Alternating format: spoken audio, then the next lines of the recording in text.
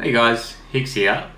I've thought about making this video for a while, but I've talked myself out of it probably more than 10 times. But I thought I would talk about why I quit my programming career and completely backflipped and changed pretty much everything in my plans.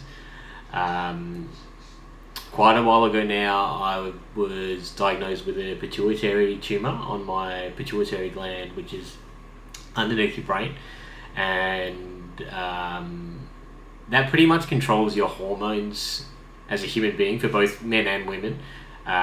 In my particular case, it is blocking production of my testosterone, so naturally I have a very, very small amount, meaning I've got to be on testosterone treatment for pretty much the rest of my life.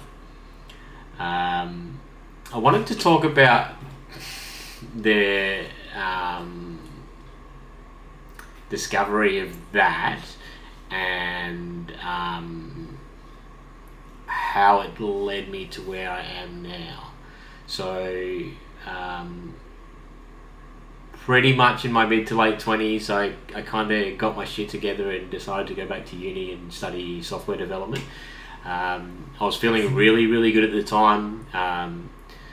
Wanted to get out of sales and boring dead-end jobs, so I went to uni, studied 3 years in software development with a major in software engineering, and through my uni I was able to get a job directly with IBM once I left.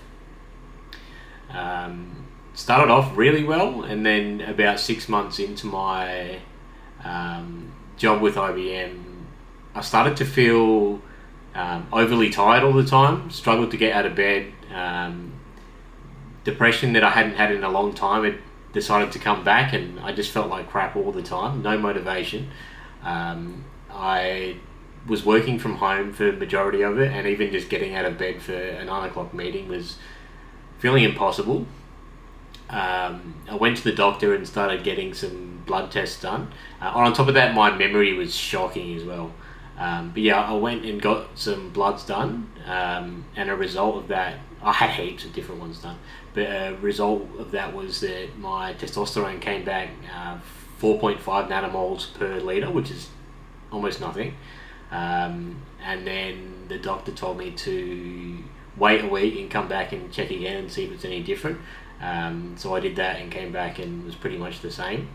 And that kind of explained what was going on with my energy levels, my motivation, and also why it was taking me like 3 or 4 days to recover if I went to the gym.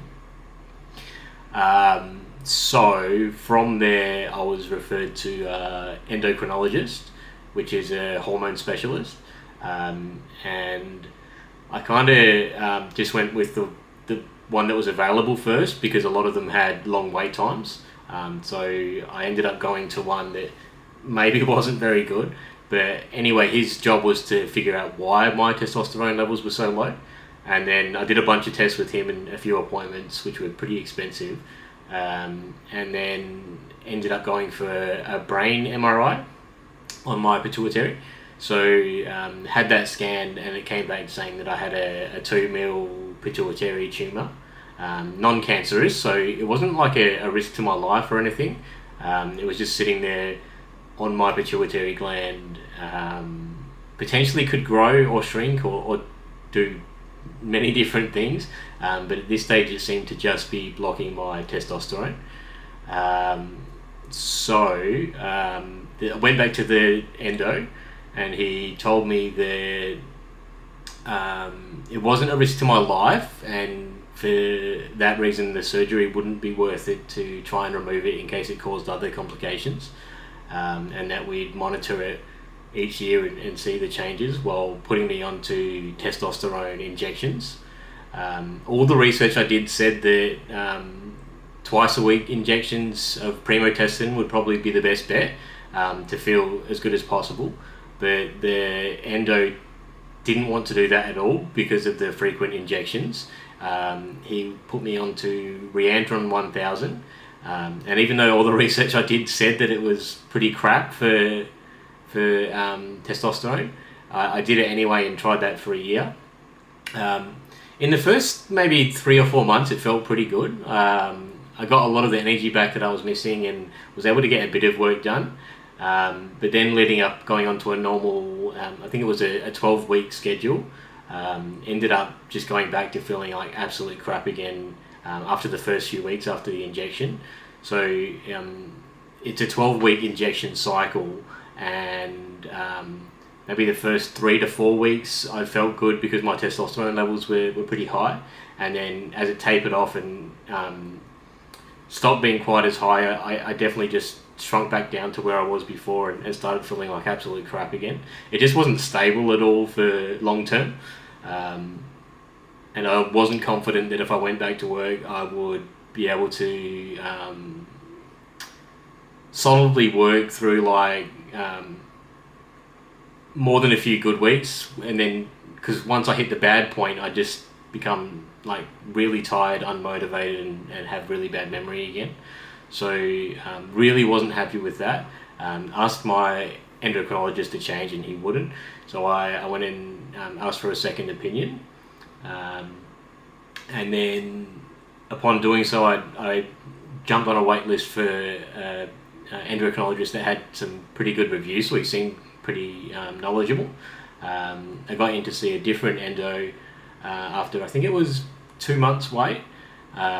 And immediately, just during that appointment, he did more than the first endocrinologist did in 3 appointments. He looked at all my levels because I've been doing bloods through my GP as well, just to see if there was any other issues, because I still felt crap while on the Reandron. So I wanted to see if there was any other problems. So I had heaps of bloods done. The new endo noticed that my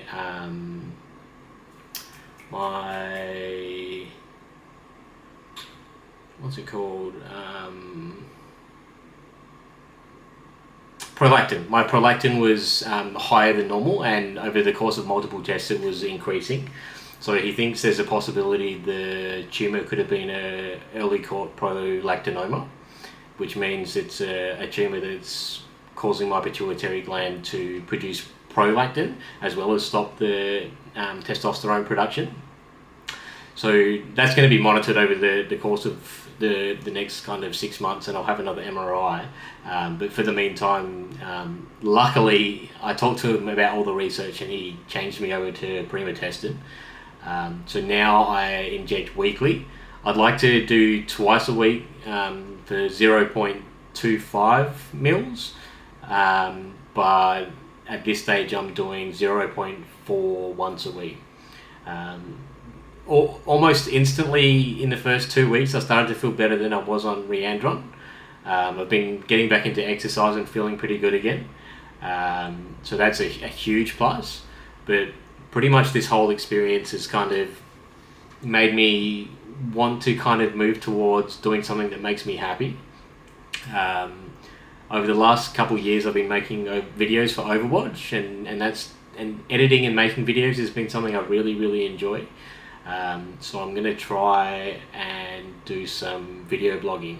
So I've got a bit of savings, and before I go back to work I'm going to travel to a few different places, starting with Thailand, and try to do some travel vlogs and talk about the different locations I'm visiting, and just talk about my experiences traveling, because I kind of want to spend a bit of time doing that kind of stuff, because during a lot of the time when I wasn't feeling good, I didn't want to live. I didn't want to do anything. There was a lot of times I was suicidal. But now that I'm starting to feel a bit better, I'm starting to appreciate that a lot more, and I kind of want to experience some new things and different things, and move towards a career that I actually enjoy. So this channel I'm going to use as my vlogging channel, and hopefully if things go well you'll continue to see some videos from me in the future on this channel. If there's anything in particular you would like to see, or any experience in the world that you've always wanted to do but haven't had the time to get away from work or anything like that, let me know, as I'm definitely looking for ideas. But yeah, starting next week in Thailand I'll be recording much of my trip, and hopefully I'll have some more videos coming to the channel very soon. So would very much appreciate any comments, and if you can subscribe if you might be into this type of content, and I guess you'll see me more in the future. Thanks for watching.